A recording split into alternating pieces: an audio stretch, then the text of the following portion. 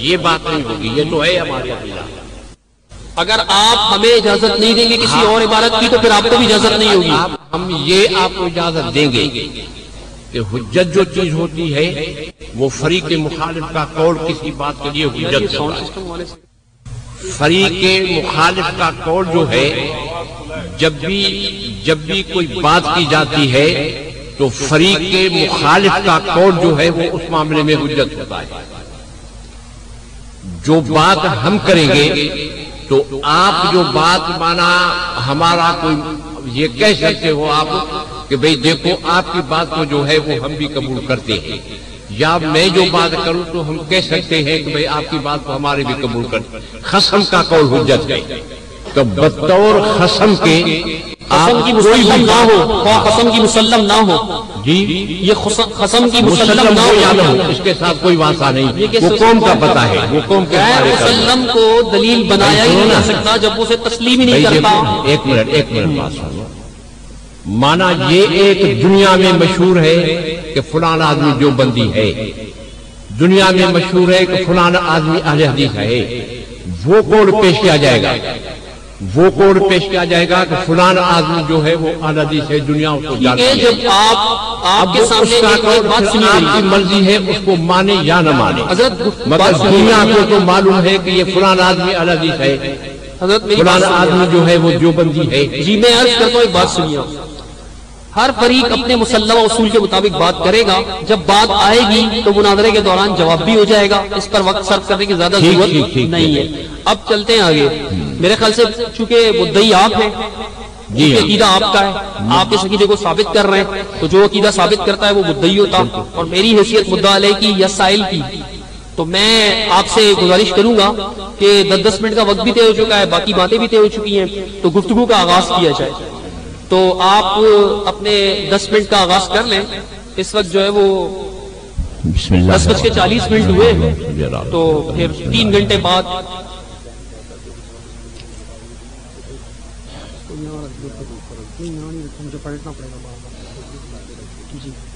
بھئی ہماری بات جو ہے وہ یہ ہے کہ عقائد اہل سنت والجماعت علماء دیوبند، علماء دیوبند کے عقائد میں سے ایک عقیدہ ہے جس عقیدے کو المحند علی المفند کے اندر پیش کیا گیا ہے اور ذکر کیا گیا ہے۔ اسی خاص عقیدے کے اوپر بحث ہونی ہے اور وہ چیز وہی ہے جو اس میں لکھی ہوئی ہے۔ البتہ اس میں یہ بات لکھی ہوئی ہے کہ یہ ہمارا عقیدہ عوام نہیں جانتے، عوام جو اس عقیدے سے جو بات سمجھتے ہیں وہ نہیں ہے۔ ہماری بات جو ہے عقیدے کی وہ ہے کہ جس ہماری بات کو خواص سمجھتے ہیں، تو پہلے تو مولانا یہ بات ثابت کر دے کہ جس کا اس عبارت کے اوپر اعتراض ہے، پہلے تو وہ یہ بات ثابت کر دے کہ وہ خواص میں سے اور اہل علم میں سے ہے یا نہیں ہے۔ پہلے تو اسی چیز پر بات ہوگی تاکہ پتہ چلے، کیونکہ ہمارے علماء نے یہ بات صاف لکھی ہے اسی کتاب کے اندر جو میں عبارت پیش کروں گا، اس میں یہ بات انہوں نے لکھی ہے کہ اس ہماری بات کو خواص سمجھتے ہیں۔ ہر آدمی کا سمجھنا اس کی کام کی بات نہیں ہے، عوام جو بات سمجھتے ہیں وہ نہیں ہے، جو خواص سمجھتے ہیں وہ ہماری بات ہے۔ اب ہم وہ خواص کی بات وہ کریں گے جو بات قرآن حدیث میں ہوگی، مگر پہلے سب سے یہ بات ضروری ہے کہ اب ہم بھائی کو جاننا چاہتے ہیں کہ وہ امام بخاری رحمۃ اللہ علیہ نے فرمایا جلد نمبر 2 صفحہ نمبر 1087، اس کے اندر وہ یہ فرماتے ہیں کہ آن حضرت صلی اللہ علیہ وسلم نے یہ فرمایا کہ ایک جماعت جو ہے ہمیشہ حق پر رہے گی، اور امام بخاری نے وضاحت کرتے ہوئے فرماتے ہیں جو اہل علم کی جماعت ہے۔ جو علم کو سمجھتے ہیں، علم کو جانتے ہیں، اس کو ہر چیز کی حقیقت کا پتہ ہوتا ہے۔ یہ امام بخاری رحمۃ اللہ علیہ نے اپنی کتاب بخاری میں پیارے پیغمبر کی حدیث کے ذکر کرنے کے بعد پھر اس کی وضاحت ذکر کی ہے، اور انہوں نے صاف یہ لکھا ہے کہ ہمارے اس عقیدے کو وہ سمجھتے ہیں جو خواص میں سے ہوں، عوام ہمارے اس عقیدے کو نہیں سمجھ سکتے۔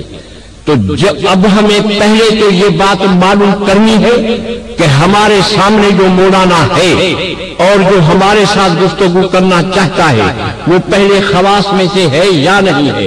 اگر وہ خواص میں سے ہے، جہاں تک اعتراضات کا تعلق ہے، جنہوں نے اللہ کو نہیں مانا انہوں نے اللہ پر اعتراض کیا، جنہوں نے حدیث کو نہیں مانا انہوں نے حدیث پر اعتراض کیا، جنہوں نے ائمہ کو نہیں مانا انہوں نے ائمہ پر اعتراض کیا، جنہوں نے صحابہ کو نہیں مانا انہوں نے صحابہ پر اعتراض کیا۔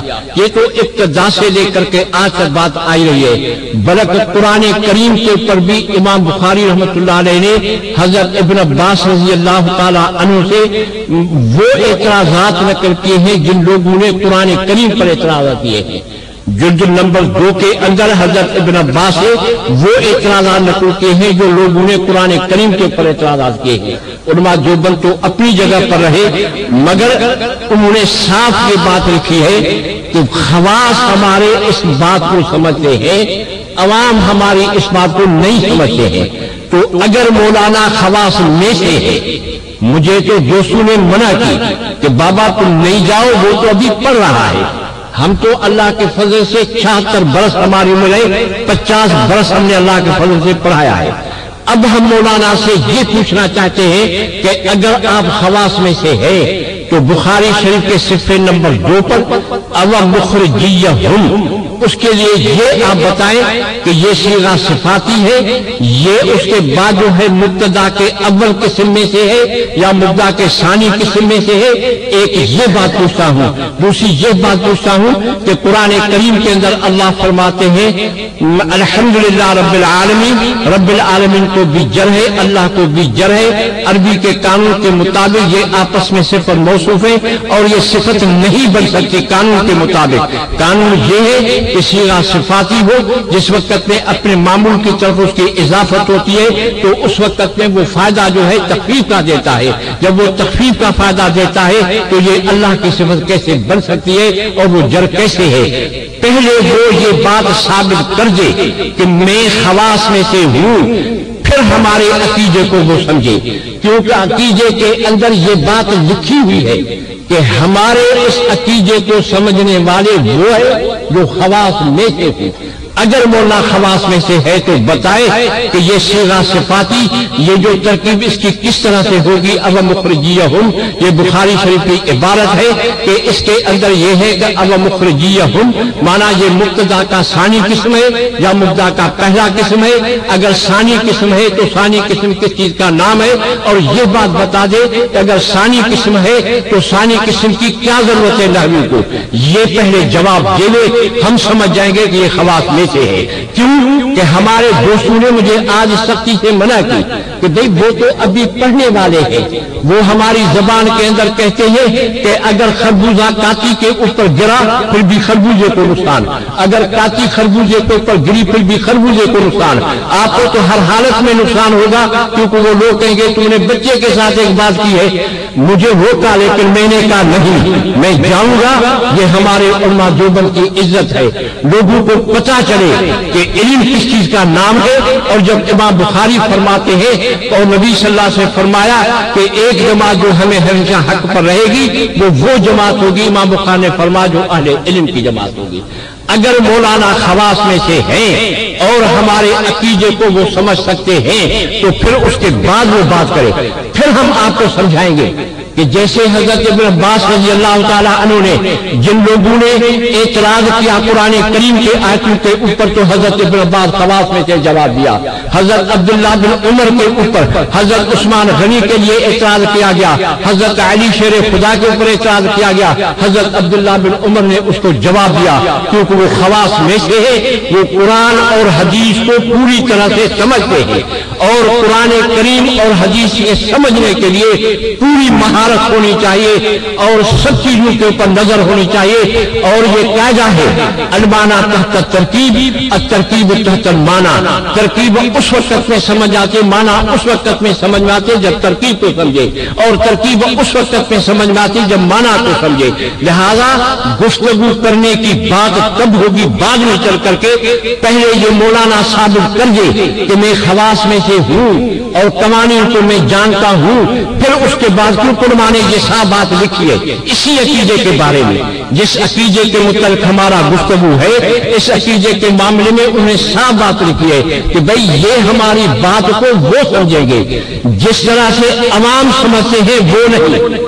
عوام تو یہ سمجھتے ہیں کہ یہ اللہ کے ولی جو ہے وہ حاجت روا ہے. اللہ وہ سمجھتے ہیں کہ ہماری حالات کو جانتے ہیں. جو شرک کا طریقہ ہے ہمارے علماء نے لکھا ہے وہ عوام کا طریقہ نہیں، جو خواص کا طریقہ ہے اس کو سمجھنا چاہیے. یہ خود اس عقیدے کے اندر اس بات کے اندر لکھا ہے جو عقیدے کے متعلق ہماری بات ہے. جب صاف بات یہ لکھی گئی ہے کہ خواص ہی اس کو سمجھتے ہیں، مولانا کو چاہیے پہلے اپنے آپ کو خواص میں سے ثابت کر دے. اگر وہ نہیں کرتا ہے تو پہلے بڑے عالم کو ہمارے مقابلے میں لائے. یہی بات آپ کو بالکل خاموش، بالکل خاموش، سب طرف سے خاموشی ہو.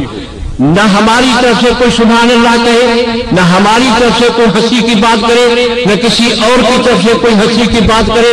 بالکل تم خاموشی کے ذریعے سے دونوں کی بات کو سن لو تاکہ سب کو پتہ چل جائے کہ دین کیا ہے، حقیقت کیا ہے، اور اس کے بعد چل کر کے پتہ چل جائے. جب آدمی خواص کے سامنے آتا ہے عوام بیچاروں کو کیا پتہ ہوتا ہے. عوام کو بیچارے قرآن کریم میں اللہ نے فرمایا فَاسْأَلُوا أَهْلَ الذِّكْرِ إِن كُنتُمْ لَا تَعْلَمُونَ. اگر تم خود نہیں جانتے ہو تو اللہ نے فرمایا فَاسْأَلُوا أَهْلَ الذِّكْرِ. امام بخاری نے بھی یہی فرمایا کہ وہ طریقہ جانتے ہیں قرآن حدیث کو جانتے جو ہے وہ ہمیشہ حق پر ہوا کرتے ہیں. مولانا کا فرض ہے کہ پہلے خواص میں سے ثابت کر دے، اس کے بعد جو ہے اسی عبارت کا مطلب پھر میں پیش کروں گا، بتاؤں گا کہ بھئی اس عبارت کا کیا مطلب ہے اور وہ مطلب سناؤں گا جو قرآن اور حدیث کے مطابق ہوگا. یہ نہیں کہ بھئی میں اس کا مطلب نہیں سناؤں گا، آگے چل کر کے میں اس کا مطلب آپ کو بتاؤں گا کہ بھئی یہ جو عبارت ہے اس عبارت کا مطلب خواص کیا سمجھتے ہیں اور قرآن اور حدیث کے مطابق یہ عبارت کیسی ہے یہ میں آپ کو بتا دوں گا. سب کو پتہ چل جائے گا کہ اس عبارت کا کیا مطلب ہے. لوگ اعتراض تب کرتے ہیں جب بات کو سمجھتے نہیں، جب بات سمجھ میں آ جاتی ہے پھر کوئی کسی قسم کا اعتراض نہیں ہوتا. ومن يضلل فلا هادي له أشهد أن لا إله إلا الله وحده لا شريك له وأشهد أن محمدا عبده ورسوله أما بعد فإن خير الحديث كتاب الله وخير الهدي هدي محمد صلى الله عليه وسلم شر الأمور محدثاتها كل محدثة بدعة وكل بدعة ضلالة وكل ضلالة في النار. اللهم صل على محمد وعلى آل محمد كما صليت على إبراهيم وعلى آل إبراهيم إنك حميد مجيد. اللهم بارك على محمد وعلى آل محمد كما باركت على إبراهيم وعلى آل إبراهيم إنك حميد مجيد. رب اشرح لي صدري ويسر لي أمري واحلل عقدة من لساني يفقهوا قولي. أعوذ بالله السميع العليم من الشيطان الرجيم. بسم الله الرحمن الرحيم. والذين يدعون من دون الله لا يخلقون شيئا وهم يخلقون أموات غير أحياء وما يشعرون أيان يبعثون. سورہ نحل قرآن مجید کی 16ویں سورہ ہے. اس کی آیت نمبر 20 اور 21 آپ کے سامنے تلاوت کی. اس سے پہلے کہ میں اس کا ترجمہ اور مفہوم عرض کروں آپ حضرات کے سامنے ایک بات واضح کرنا چاہتا ہوں کہ جیسا کہ پہلے ہی طے ہوا تھا کہ آج کی اس نشست کے اندر المحنت کے عقیدے پر گفتگو ہوگی، کسی اور چیز پر نہیں. موضوع طے ہے اور مفتی صاحب نے بھی اس بات کا اقرار فرمایا تھا. تو دیکھیے مدعی کے لیے جو چیز لازمی ہوتی ہے وہ یہ ہوتی ہے کہ مدعی سب سے پہلے اپنا دعویٰ پڑھتا ہے. اس دعوے کو پڑھنے کے بعد اس بات دعویٰ کے لیے دلیل نقل کرتا ہے اور ثابت کرتا ہے کہ میرا یہ عقیدہ یا میرا یہ مسئلہ اس دلیل کے تحت ثابت ہوتا ہے، اس دلیل سے ثابت ہوتا ہے، یہ مدعی کی ذمہ داری ہوتی ہے۔ سائل یا مدعا علیہ پر اعتراضات کرنا، اس پر سوالات قائم کرنا، ایسی دلیل کے ہٹ کر، دلیل سے ہٹ کر، جس کا دلیل سے کوئی تعلق نہیں ہے، ایسے اعتراضات کرنا مناظرے کی زبان میں، اصول مناظرہ کی زبان میں غصب کہلاتا ہے۔ اس کا معنی ہوتا ہے کسی کا حق چھین لینا۔ مدعی کا حق یہ ہوتا ہے کہ اپنی دلیل پیش کرے، اپنی دلیل واضح کرے، اس بات دلیل۔ مولانا کہتے ہیں کہ مجھے 50 سال ہو گئے پڑھاتے ہوئے، تو مولانا اصول مناظرہ سے واقف ہوں گے۔ یہ میں اصول مناظرہ کی کتابوں کے حوالے دے کر مولانا کی شان میں توہین نہیں کرنا چاہتا، خود ہی بتاتے ہیں کہ 36 سال سے تو بخاری شریف پڑھا رہے ہیں، تو ان کو یہ اصول معلوم ہونا چاہیے کہ یہ مدعی ہیں، سائل نہیں ہیں، تو یہ مدعی ہیں، اپنے عقیدے کو ثابت کریں۔ اب دیکھیے ان کا عقیدہ کیا ہے کہ المحنت میں جو قبروں کے متعلق فیض حاصل کرنے کے لیے کہا گیا ہے، اس پر بحث کی جائے گی۔ کس پر؟ المحنت پر، بحث المحنت پر ہوگی، دنیا کے کسی اور تصنیف پر نہیں ہوگی، بحث المحنت پر ہوگی۔ اور اس کے اندر قبروں سے متعلق جو فیض حاصل کرنے کے لیے کہا گیا ہے، اس پر قرآن اور حدیث کی روشنی میں مفتی حبیب اللہ جامعہ اسلامیہ کلفٹن کے شیخ الحدیث 23 تاریخ 10واں مہینہ 2008 کو حضرت نے یہ تحریر مجھے ہمارے ساتھیوں کو لکھ کر دی تھی۔ اب یہ المحنت جو کتاب ہے، اس کی حیثیت کیا ہے؟ سب سے پہلے یہ سمجھ لیں کہ یہ کسی عام مولوی کی لکھی ہوئی کتاب نہیں ہے کہ جس کو اٹھا کر علماء دیوبند پر اعتراض کیا جا سکتا ہے، بلکہ اس میں یہ بات لکھی ہوئی ہے کہ حضرت مدنی اکابر علماء حرمین شریفین کو حقیقت حال سے مطلع کیا تو ان حضرات نے 36 سوالات قلم بند کر کے اکابر دیوبند کو جواب کے لیے ارسال کیے۔ نانوتوی اور گنگوئی کا وصال ہو چکا تھا۔ مذکورہ سوالات کے جوابات فخر المحدثین حضرت مولانا خلیل احمد سہارنپوری نے فصیح عربی زبان میں مرتب فرمایا، جس پر اس وقت کے تمام مشاہیر دیوبند مثلا شیخ الہند مولانا محمود الحسن صاحب، حکیم الامت اشرف علی تھانوی، اسوۃ الصلاح شاہ عبد الرحیم اور جناب دوسرے تمام علماء کے نام لکھے۔ پھر آخر میں لکھا ہے چنانچہ یہ رسالہ 1325 ہجری میں تحریر ہوا اور المحنت المفنت کے نام سے ملک میں شائع ہوا۔ اس رسالے میں مذکور سوالات کی روشنی میں اکابر دیوبند کے عقائد حقہ کی تشریح و توضیح کی گئی ہے، اور اس میں لکھا ہے کہ بزرگان دیوبند کا حقانی اور حقیقی مسلک اس سے واضح ہو جاتا ہے، گویا کہ المحنت اکابر دیوبند کی ایسی متفقہ تاریخی دستاویز ہے جس میں دیوبندی مسلک اصولی طور پر محفوظ کر دیا گیا ہے۔ المحنت المفنت، تو یہ عام سی کتاب نہیں ہے، اس کو تاریخی دستاویز قرار دیا گیا ہے۔ اب اس کے اندر یہ عقیدہ صفحہ نمبر 19 سے میں نے عبارت پڑھی تھی، اس کے بعد یہ عقیدہ صفحہ 45 پر اس کتاب کے لکھا ہوا ہے کہ جس میں لکھا ہوا ہے اب رہا مشائخ کی روحانیت سے استفادہ اور ان کے سینوں اور قبروں سے باطنی فیوز پہنچنا، سو بے شک صحیح ہے، مگر اس طریق سے جو اس کے اہل اور خواص کو معلوم ہے، نہ اس طرز سے جو عوام میں رائج ہے۔ سب سے پہلے عبارت کو سمجھے کہ اس میں لکھا ہے کہ مشائخ یعنی جو شیخ کی جمع ہے، بزرگوں کی سینوں سے استفادہ کرنا۔ سینوں سے استفادہ کرنے پر بات نہیں ہوگی، صرف قبروں سے استفادے پہ بات ہوگی۔ استفادے کے معنی حاصل ہوتے ہیں فائدہ حاصل کرنا، فیض حاصل کرنے کا معنی بھی کیا ہوتا ہے؟ فائدہ حاصل کرنا۔ تو لکھا ہے کہ بھائی بزرگوں کی قبروں سے، مشائخ کی قبروں سے باطنی فیوز پہنچنا، ظاہری فیوز نہیں پہنچیں گے، ظاہری فائدہ نہیں پہنچے گا، اس کتاب کے بقول باطنی فیوز پہنچیں گے، سو بے شک صحیح ہے، یعنی بزرگوں کی قبروں سے باطنی فائدہ پہنچ سکتا ہے، سو بے شک صحیح ہے، اس میں کسی قسم کے شک کی شبے کی انتہا گنجائش نہیں۔ تو اس کے بعد لکھا ہے مگر اس طریق سے جو اہل اور خواص کو معلوم ہے، جو اہل اور خواص کو معلوم ہے۔ اس میں مولانا نے یہ بات کہی کہ ہماری اس کتاب میں لکھا ہے کہ ہمارے اس عقیدے کو وہ سمجھتے ہیں جو خواص ہے۔ کہاں لکھا ہے اس میں یہ بات کہ ہمارے اس عقیدے کو وہ سمجھتے ہیں کہ جو خواص ہے؟ المحنت کا نسخہ میں نے دیکھا تھا حضرت مولانا صاحب کے ہاتھ میں، وہ اس کمپنی کا چھپا ہوا ہے، المیزان کا غالباً، اور میرے ہاتھ میں ادارہ اسلامیات کا لکھا ہوا ہے۔ میں کہتا ہوں ان دونوں میں سے کسی میں بھی دکھا دیں، اگر کوئی اور نسخہ ہے تو اس میں بھی دکھا دیں کہ یہاں کہاں لکھا ہوا ہے کہ ہمارے عقیدے کو وہ لوگ سمجھتے ہیں کہ جو خواص ہے۔ یہ کہاں لکھا ہوا ہے؟ یہ ہرگز بھی نہیں لکھا ہوا، بلکہ یہ تمام لوگوں کے لیے دستاویز قرار دی گئی ہے کہ جس کو آگے میں عبارت پڑھوں گا کہ جس کو اس کتاب کو سمجھنا ہو علماء دیوبند کے عقیدے کو، وہ یہ کتاب پڑھے۔ اسی کتاب کے صفحہ نمبر 153 پر مفتی عبدالشکور ترمذی صاحب سرگودا والے انہوں نے لکھا ہے کہ اکابر دیوبند کے تحقیقی مسلک کے طور پر وہ بحیثیت جماعتی مسلکی دیوبند کے پیش کیا، اس لیے یہ مجموعہ علماء دیوبند کے عقائد معلوم کرنے کے لیے ایک تحریری دستاویز اور متفقہ مسلکی وسیقہ ہے، اور مسلک دیوبند کے دیکھنے اور جانچنے کے لیے وہ منزلہ آئینہ اور کسوٹی کے ہے، اور ساتھ ہی یہ ہر اس شخص کا جواب بھی ہے جو علماء دیوبند کی طرف کسی بھی عقیدے کو غلط طور پر منسوب کرتا ہے، ہر اس شخص کو۔ اور اس کے بعد یہ بھی لکھا ہے کہ مگر افسوس سے کہنا پڑتا ہے کہ اس زمانے میں بعض وہ حضرات جن کو تلمذ اور شاگردی کا انتصاب بھی علماء دیوبند کے ساتھ حاصل ہے، اسی لیے وہ اپنے آپ کو دیوبندی کی طرف منسوب کرتے ہیں، دیوبندی کہلاتے ہیں، لیکن اس کے باوجود عقائد دیوبند کی اس مسلکی دستاویز اور وثیقے مندرجات سے ان کو نہ صرف اختلاف ہی ہے بلکہ وہ علماء دیوبند کے اجماعی عقائد کے خلاف علل اعلان تحریر و تقریر میں مصروف ہے، اور طرفہ تماشا یہ ہے کہ پھر بھی وہ اپنے آپ کو دیوبندی کہلانے پر اصرار کرتے ہیں۔ صفحہ 153 اس سے پتہ چلتا ہے کہ یہ سب کا عقیدہ ہے، علماء دیوبند کا عقیدہ ہے، اور دیوبندیوں نے یہ کہیں بھی نہیں لکھا کہ یہ جناب والا صرف خواص سمجھ سکتے ہیں۔ البتہ یہ فیض حاصل کرنے کے بارے میں لکھا ہوا ہے کہ خواص تو خاص لوگوں کو قبروں سے فیض حاصل ہوتا ہے۔ میں نے سورہ نحل کی آیت آپ کے سامنے پڑھی تھی، اب سنیے اللہ تعالیٰ قرآن مجید میں کیا فرماتا ہے۔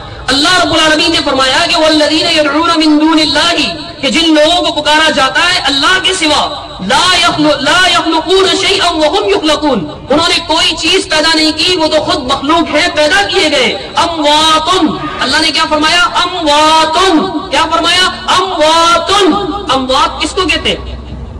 یہاں میرے بھائی جتنے بھی بیٹھے ہوئے اردو زبان سے واقف ہیں، اموات میت کی جمع ہے۔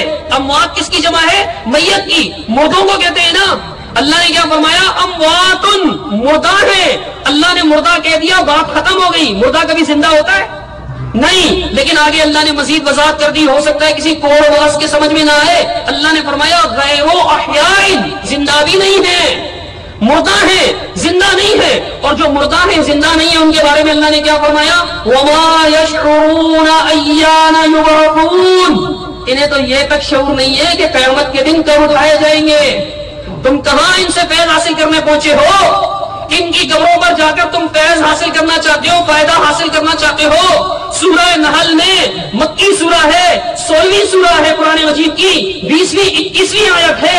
اللہ رب العالمین نے تو قرآن میں ڈھیروں سال پہلے، صدیوں پہلے اس بات کو واضح کر دیا کہ مردوں کے پاس فائدہ حاصل کرنے مت جانا۔ اللہ قرآن میں کہتا ہے اموات، اموات، مردہ ہے، مردہ۔ ارے تم پھر بھی سمجھو کہ شاید مردہ فائدہ پہنچا سکے۔ اللہ کہتا ہے غیر احیاء، وہ زندہ بھی نہیں ہے۔ اب بھی تمہارا عقیدہ نہیں بنتا، اب بھی تم کہتے ہو کہ علماء دیوبند کا عقیدہ ہے کہ قبروں سے خواص کو فیض حاصل ہوتا ہے، تو سنو، رب کہتا ہے وما یشعرون، انہیں یہ شعور بھی نہیں ہے کہ کب اٹھائے جائیں گے۔ بسم اللہ الرحمن الرحیم۔ بھائی نے یہ کہا کہ یہ خواص کی بات لکھی ہوئی نہیں ہے، دیکھو اس کی عربی زبان کی عبارت ہے، فرمایا کہ فصول فیوز الباطنیہ من صدورہم اور قبورہم فیسر، اس کا صحیح طریقہ کیا ہے؟ الطریقۃ المعروفۃ فی اہلھا و خواتہا، مانا اس طریقے سے اس فیوز کا مطلب اور فیوز باطنی کا مطلب کس طریقے سے ہوتا ہے؟ فرمایا عوامی طریقے سے نہیں، جیسے عوامی طریقے سے بھائی بات کرتا ہے۔ اور پھر میں یہ بھی کہوں گا کہ جس آیت کو بھائی نے پڑھا ہے، اس آیت کا مطلب بھی انہوں نے نہیں سمجھا، اور میں کھل کر کے بتاؤں گا آپ کو کہ اس آیت کا یہ مطلب سمجھنا ہی نہیں کہ اس آیت کا مطلب کیا ہے، وہ پہلے سمجھائے، بعد میں پتہ چل جائے گا کہ یہ خواص میں ہے یا نہیں ہے۔ فرمایا فیسر، یہ اس طریقے کے اوپر ہے جو المعروفۃ فی اہلھا و خواصھا، وہ طریقہ کن کو معلوم ہے؟ فرمایا ان کو معلوم ہے کہ جو اہل ہے اس طریقے کے، اور جو خواص ہے ان کو یہ طریقہ معلوم ہے، ہر ایک کو یہ طریقہ معلوم نہیں۔ بھائی کو عوام کا طریقہ معلوم ہے، جس کے اوپر یہ دعویٰ کرتا ہے کہ بھئی عوام قبروں پر جاتے ہیں، فیض حاصل کرتے ہیں، یہ کرتے ہیں، وہ کرتے ہیں، اس کا جواب میں سب کچھ آپ کو بھائی کو دے دوں گا، مگر پہلے تو بھائی کہتا ہے کہ اس کتاب کے اندر یہ بات نہیں ہے، پہلی یہ بات غلط کہتا ہے، اور دوسرا میں بھائی سے اعتراض کرتا ہوں اسی آیت پر، اگر یہ خواص میں سے ہے اور دعویٰ کرتا ہے کہ میں جانتا ہوں، تو اس سے پہلے تو میں نے دو اعتراض کیے تھے، اب میں اسی آیت پر جو اس سے بھائی نے ذکر کیے، قرآن کریم میں اللہ فرماتے جن کو بھی تم پکارتے ہو، سننا بھائی، جن کو بھی تم پکارتے ہو وہ اموات ہیں، عیسائیوں نے حضرت عیسیٰ کو پکارا ہو، مردہ کہاں ہے؟ بتائے بھائی، مشرکین مکہ نے اللہ کے فرشتوں کو پکارا، اللہ فرماتے ہیں کہ اموات غیر احیاء، اللہ فرماتے کہ وہ مردہ ہے، زندہ نہیں، قرآن کریم کے اندر ثابت ہے مشرکین مکہ نے فرشتوں کو پکارا، اللہ فرماتے وہ تو مردہ ہے، مگر قرآن کریم کے اندر اللہ فرماتے وہ مردہ ہے، وہ جو زندہ ہے جن کو تم پکارتے ہو۔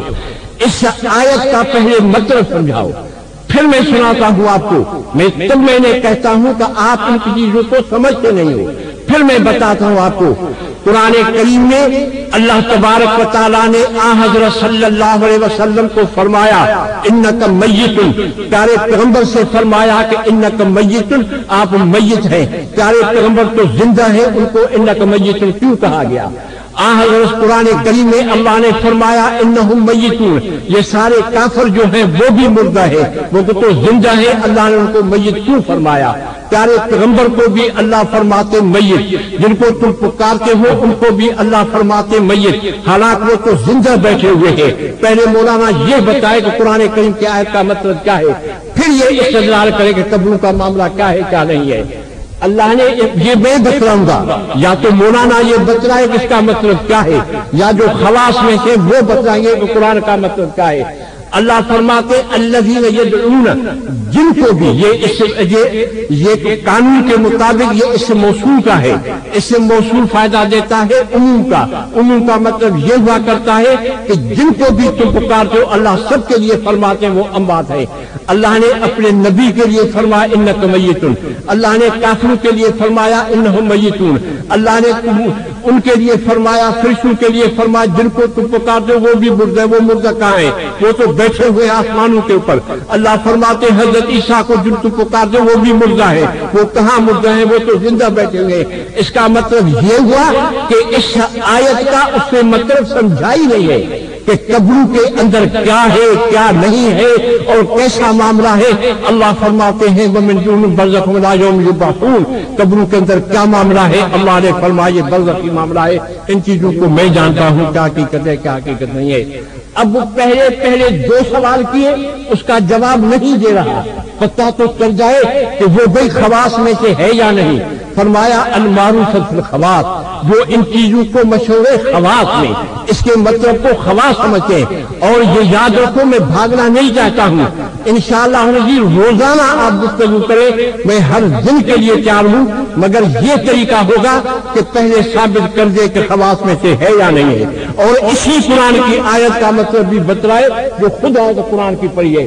اس کا مطلب بھی بھائی نہیں سمجھائے کہ اس کا مطلب کیا ہے، کہ یہ قبروں کے متعلق بھی ہے یا نہیں ہے، یہ ان پر بھی ہے یا نہیں ہے، اس کا مطلب بھی آیت کا نہیں سمجھایا ہے۔ تب تو میں نے کہا کہ دو اعتراضات میں نے کیے کہ پہلے آپ اپنے کو خواص میں سے ثابت کر کے دکھاؤ، پھر میں نے امام بخاری کا حوالہ دیا کہ نبی صلی اللہ علیہ وسلم فرماتے ہیں کہ ہر وہ آدمی اہل حق میں سے جو اہل علم میں سے، تم اپنا اہل علم میں سے ثابت کر کے دکھاؤ۔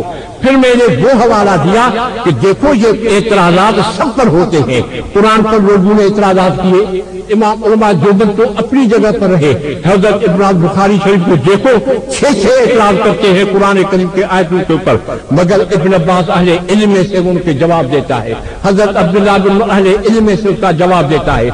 آپ جواب بھی نہیں دے رہے ہو، پتہ تو چل جائے نا بھائی کہ اس قرآن کی آیت کا مطلب کیا ہے۔ پھر آپ بتلاؤ کہ یہ مردوں کے لیے ہے یا نہیں. اگر یہ بات مردوں کے لیے ہے تو پھر تو مردہ حضرت عیسیٰ مردہ نہیں, اللہ کے فرشتے مردہ نہیں, نبی صلی اللہ علیہ وسلم کو اللہ فرماتے انک میتن, کفاروں کو اللہ فرماتے انک میتن. یہ پتہ ہی نہیں. پھر میں آپ کو بتلاتا ہوں یہ قرآن کریم کی جو آیت ہے وہ کس کے متعلق ہے؟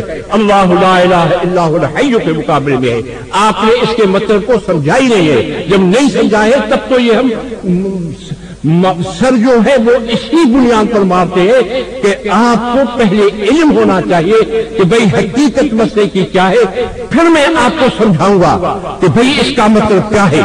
یہ نہیں ہے کہ میں اس سے روگردانی کرنا چاہتا ہوں, اس کا مطلب کیا ہے یہ میں سمجھاؤں گا اور قرآن اور حدیث کے مطابق انشاءاللہ سمجھاؤں گا, نبی صلی اللہ علیہ وسلم کے حوالوں سے سمجھاؤں گا, قرآن کریم کے مطابق سمجھاؤں گا کہ قرآن کریم اس کے متعلق کیا کہتا ہے, احادیث پیغمبر کے کیا کہتی ہے, اور ان سے استفادے کا مطلب اس کے مطلب کا یہ تمہیں پتا نہیں ہے. بتاؤ کہ اس کا مطلب کیا ہے, اور دو چیزیں جو میں نے سوال کیے وہ بھی بتاؤ. پھر یہ صاف لکھتے ہیں کہ خواص کے اندر یہ جو بات موجود ہے خواص میں وہ طریقہ عوام والا طریقہ نہیں. آپ بھائی جو بات کرتا ہے عوام کی کرتا ہے, ہم چاہتے ہیں خواص کا والا طریقہ سنو. پہلے آپ خواص میں سے ثابت کر دو, اس کے بعد میں آپ کو بتاؤں گا کہ اس کا مطلب کیا ہے, یہ بھی بتاؤں گا, یہ بھی بتاؤں گا کہ اس آیت کا مطلب کیا ہے جو تم نے سمجھی نہیں ہے. بتاؤ آیت کا کیا مطلب. ٹائم ہوا ختم ہوا نہیں ہوا بھائی؟ جی بھائی. اچھا پھر سنو کہ قرآن کریم کا مطلب جو ہے یہ پہلے سمجھا دو, اور پھر میں نے امام بخاری کا حوالہ دیا ہے, اور صاف میں نے آپ کو یہ کہہ دیا ہے کہ پہلے آپ خواص میں سے یہ صاف ہے المعروفت فی اہلہا و خواصہا. یہ طریقہ کیسے ہے, مشائخ سے استفادہ کیسے ہے, کیسے نہیں ہے. فرمایا اس طریقے یہ طریقہ اس طریقے پر ہے جو المعروفت فی اہلہا و خواصہا, اس طریقے سے جو طریقہ اہل کے اندر ہے, جو اہل ہے, جو اہل نہیں اس کو پتہ نہیں چل سکتا. آپ پہلے اہل میں سے ثابت کریں, اور جو آیت ہم نے پڑھی ہے پہلے اس کا مطلب تم سمجھ کر کے دکھاؤ کہ کیا مطلب کیا ہے. چلو بھائی حضرات کے سامنے قرآن مجید کی جو آیت پڑھی اس کی وضاحت میں کر دوں گا انشاءاللہ. اصل میں نے آپ کو پہلے بھی یہ بات بتائی کہ مدعی کی ذمہ داری کیا ہوتی ہے کہ وہ اپنی دلیل کو, اپنے عقیدے کو کیا کرے, دلیل سے ثابت کرے. اور میں نے غصب کی تعریف بتائی ان کو حمیدیہ سے, میرے سامنے رکھی ہوئی ہے. یہ دوسری تحفۃ المناظر ہے, جامعہ فاروقیہ کے ایک استاذ ہیں مولانا منظور بینگل صاحب, انہوں نے لکھی ہے. وہ بھی لکھتے ہیں کہ غصب اسے کہتے ہیں کہ فریقین مدعا یا مدعا علیہ اپنی ذمہ داری کو چھوڑ دیں. اور ایک مثال آگے چل کر دیکھتے ہیں کہ اگر روافض اپنی اذان میں اشہد ان محمد الرسول اللہ علی ولی اللہ وسیع رسول اللہ و خلیفۃ بلا فصل کے متعلق ہم سے کہیں کہ آپ کو ایسی حدیث بتائیں جس میں ہو کہ علی ولی اللہ نہ کہو, یہ غصب ہے. لہذا فریقین کو چاہیے کہ غصب کا ارتکاب نہ کرے, اپنے دائرے سے باہر نہ جائیں, نہ ہی اپنے دعوے سے ہٹیں. مدعی کے ذمہ دلیل پیش کرنا ہے, مدعی کے ذمہ کیا ہے, دلیل پیش کرنا ہے, اور سائل کے ذمہ اس پر منع تفصیلی وارد کرنا ہے. مدعی کے ذمہ کیا ہے, دلیل پیش کرنا ہے. صفحہ نمبر 47. اب دلیل دینا کہتے ہیں کہ یہ عقیدہ, دیکھیں میں نے آپ کو پہلے ہی بتایا تھا, پڑھ کر پورا سنایا تھا کہ اب رہا مشائخ کی روحانیت سے استفادہ, یعنی فائدہ حاصل کرنا اور ان کے سینوں اور قبروں سے باطنی فیوز پہنچنا, سو بے شک صحیح ہے, مگر اس طریق سے جو اس کے اہل اور خواص کو معلوم ہے, نہ اس طرح سے جو عوام میں رائج ہے. میں مانتا ہوں کہ آپ نے کہا کہ قبروں سے فائدہ کس کو ملتا ہے, عوام کو.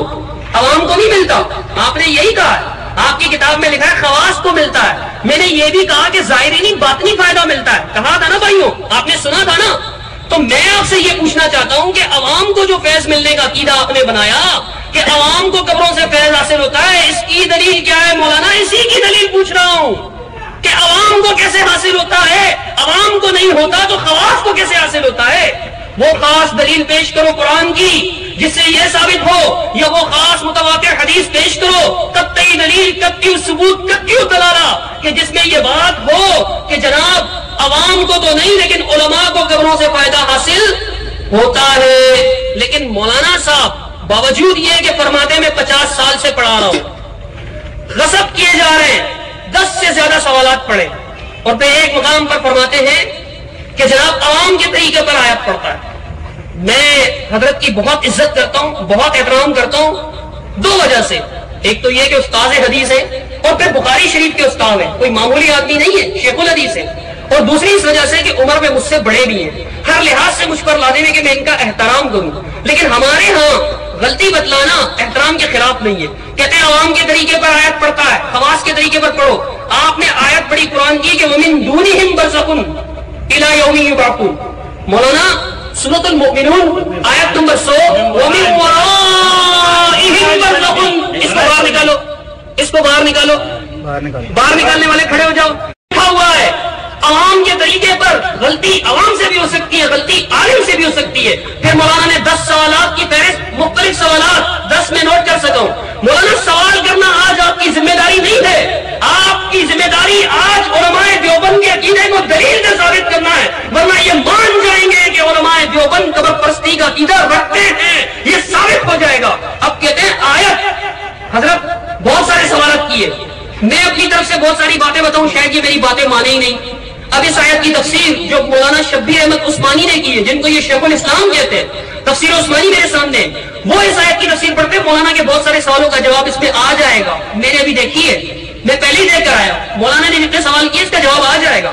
سنیے، کہتے ہیں تیری جن چیزوں کو خدا کے سوا پوچھتے ہیں سو مردے بے جان، خواہ دوامن مثلاً بت، یا فی الحال مثلاً جو بزرگ مر چکے ہیں اور ان کی پوجا کی جاتی ہے، یا انجام و معال کے اعتبار سے. مولانا انجام و معال کے اعتبار سے، رزلٹ کے اعتبار سے، نتیجے کے اعتبار سے، آخری بات کے اعتبار سے وہ بھی مردہ ہیں. مثلاً حضرت عیسیٰ مسیح علیہ السلام لکھا ہوا ہے، حضرت مسیح، روح القدس اور ملائکۃ اللہ، کل من علیہا فان، کل من علیہا فان. اور خاص عیسیٰ علیہ السلام کی دلیل لینا چاہتے ہو تو سنو، سورہ نساء میں رب کریم فرماتا ہے وَإِن مِّنْ أَهْلِ الْكِتَابِ إِلَّا لَيُؤْمِنَنَّ بِهِ قَبْلَ مَوْتِهِ.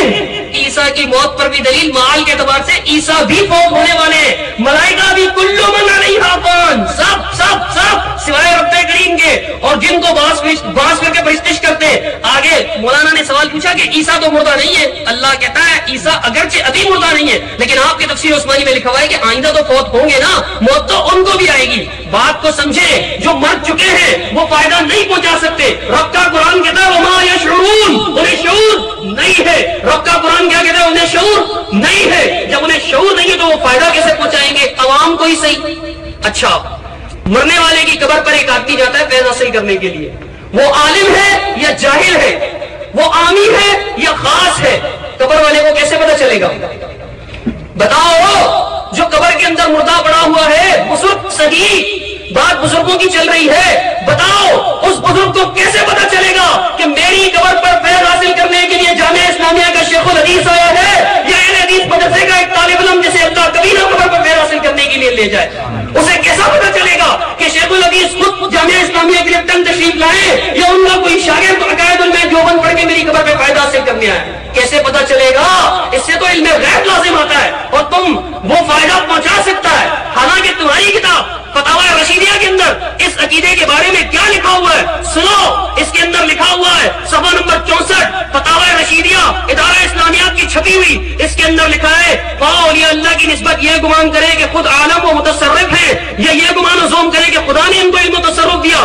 دونوں شرک ہیں، دونوں شرک ہیں. اولیاء کے بارے میں یہ سمجھنا کہ اولیاء تصرف کر سکتے ہیں، حالات بدل سکتے ہیں، فائدہ پہنچا سکتے ہیں، نقصان دے سکتے ہیں، یہ کرنا یہ سمجھ کر کہ ان کو طاقت ہے، یا یہ سمجھ کر کہ اللہ نے ان کو یہ طاقت دی، دونوں شرک ہیں. مولانا آپ پر شرک لازم آ رہا ہے، آپ کے فتویٰ کی روشنی میں آپ پر شرک لازم آ رہا ہے. اور فتویٰ بھی کس کا ہے؟ میرا نہیں ہے، امام ربانی حضرت مولانا رشید احمد گنگوئی صاحب کا فتویٰ ہے. اور دیکھیے قبر پرستی کی دلیل پہنچا دیجیے ان کو، صفحہ نمبر 64 ہے، اس کے اندر یہ بات لکھی ہوئی ہے. اور مولانا کہتے ہیں قبروں سے فیض، کہتے ہیں اللہ کے نبی کو کیوں کہا انکا میتن؟ مولانا میتن کے معنی مرنے والا، اسم الفاعل کا صیغہ ہے. آخرکار نبی علیہ السلام کو بھی تو فوت ہونا تھا، پھر اسی آیت کو تو پڑھ کے ابوبکر صدیق نے کہا تھا. بخاری کے شیخ ہیں، بخاری پڑھاتے، امام بخاری رحمۃ اللہ علیہ نے نقل کیا، یہی فرمایا تھا نا فإن محمد صلی اللہ علیہ وسلم قد مات، محمد صلی اللہ علیہ وسلم فوت ہو چکے ہیں، یہی آیت پڑھ کے کہا نا۔ اور اس کے بعد مولانا یہ ساری باتیں میں آپ کو جواب دے سکتا ہوں الحمدللہ، لیکن آج میں نے ٹھان رکھی ہے کہ آپ کے کسی اعتراض کا جواب نہیں دوں گا، آپ سے دلیل لوں گا کس بات کی کہ قبروں سے جو فیض حاصل کرنے کے لیے کہا گیا ہے اس پر بحث کی جائے گی، اور قرآن اور حدیث کی روشنی میں، قرآن اور حدیث کی روشنی میں بتاؤ مولانا آپ نے المحنت کے اس عقیدے کے لیے کون سی آیت پڑھی؟ جلدی بتاؤ مولانا صاحب، جلدی بتائیے گا کون سی آیت پڑھی؟ رب کا قرآن کہتا ہے جو مردہ ہیں ان کو شعور نہیں کہ وہ کب اٹھائے جائیں گے، آخر وہ آپ کو فائدہ کیسے پہنچائیں گے؟ کہاں آپ فائدہ لینے پہنچ گئے بزرگوں کی قبروں سے؟ اور پھر مجھے یہ بھی بتاؤ کہ آپ کی کتاب میں تو لکھا ہے کہ بزرگوں کی قبر سے فیض حاصل ہوگا، بتاؤ اس کی قبر کی مٹی سے فیض حاصل ہوگا یا وہ خود فیض حاصل پہنچائے گا آپ کو؟ بتاؤ، اور کون سا فائدہ پہنچا سکتا ہے، کون سا فائدہ نہیں پہنچا سکتا، یہ بھی بتاؤ۔ سو بے شک صحیح ہے، خود مولانا عبارت پڑھتے فَهِيَ صَحِيحَةٌ فَيَسِحُ، عبارت کیا پڑھتے ہیں؟ فَيَسِحُ، یہ صحیح ہے، یہ صحیح ہے، تو اس کی دلیل کیا ہے؟ مولانا کیا آپ کو یہ بھی نہیں معلوم کہ عقیدے کی دلیل قرآن کی قطعی آیت ہوتی ہے جس میں احتمال نہ ہو، قطعی الدلالہ قطعی الثبوت، مولانا احادیث متواترہ ہوتی ہے، مولانا بزرگوں کا قول نہیں ہوتا ہے، مولانا یہ وہ کتاب ہے جس پر آپ کے چھوٹے بڑے سب لوگوں نے دستخط کیے، میں آپ کے پرانے علماء سے اس پر 24 لوگوں نے دستخط کیے، جن میں تھانوی، محمود الحسن اسیر مالٹا اور جناب والا مفتی عزیز الرحمان اور عبد الرحیم رائے پوری اور سارے، اور بعد والوں میں مفتی شفیع، مولانا ظفر احمد عثمانی، یوسف بن نوری، خیر محمد جلندری اور آپ کے تمام علماء نے 40، 24 اور 40 کتنے ہوئے؟ 64 علماء نے آپ کے اس پر دستخط کیا کہ یہ عقیدہ صحیح ہے، اس کی کوئی دلیل بھی تو دو، یا آج کی ساری محفل میں دلیل مانگتا ہی رہ جاؤں گا؟ لگتا تو مجھے یہی ہے کہ مجھے دلیل مانگنا ہی پڑے گا، حالانکہ میری ذمہ داری دلیل کی نہیں ہے، لیکن میں نے قرآن سے ثابت کر دیا۔ جب قرآن کہتا ہے کہ مردوں کو شعور نہیں ہے، مردہ زندہ نہیں ہے، تم کیسے مردوں کے پاس فائدہ حاصل کرنے کے لیے چلے گئے؟ تم نے کیسے کہہ دیا کہ مردے فائدہ پہنچا سکتے اور نہیں پہنچا سکتے، نہیں پہنچا سکتے؟ میرے رب کا فیصلہ تو یہی ہے۔ سنو، قرآن کی ایک آیت میں نے پہلے بھی پڑھی تھی اور ایک آیت اب پڑھنے جا رہا ہوں۔ آپ فرماتے ہیں کہ قرآن کی آیت سے، دیکھیے قرآن کی آیت میں اللہ تعالیٰ کیا فرماتا ہے، قرآن سنو، رب کریم فرماتا ہے وَمَنْ أَضَلُّ مِمَّنْ يَدْعُو مِن دُونِ اللَّهِ مَن لَّا يَسْتَجِيبُ لَهُ إِلَىٰ يَوْمِ الْقِيَامَةِ وَهُمْ عَن دُعَائِهِمْ غَافِلُونَ۔ اس سے بڑا گمراہ کون جو اللہ کے سوا کسی ایسے کو پکارے کہ جو قیامت تک اس کی پکار کا جواب نہیں دے سکتا اور وہ ان کی دعاؤں سے بھی غافل ہے۔